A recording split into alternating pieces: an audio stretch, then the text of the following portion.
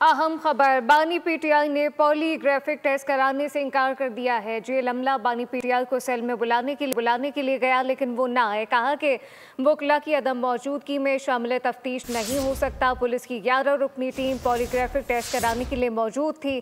तफसीलात क्या है, इसरार खान से जानते। जी इसरार।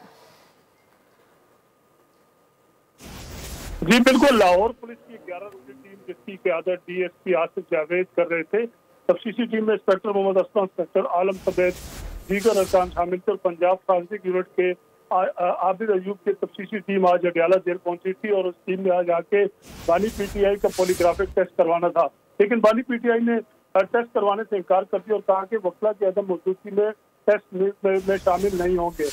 जेल अमला और बानी पीटीआई को सेल में बुलाने के लिए गया तो, लेकिन वो आए, जबकि तमाम जो तफ्तीशी टीम थी जो कि लाहौर से आई हुई थी वो मौके पर मौजूद थी और साथ में पॉलीग्राफिक टेस्ट के लिए जो खसूसी टीम थी वो भी आई हुई थी। लेकिन बानी पीटीआई को बारहा बुलाने के बावजूद उन्होंने टेस्ट कराने से इनकार कर दिया थी।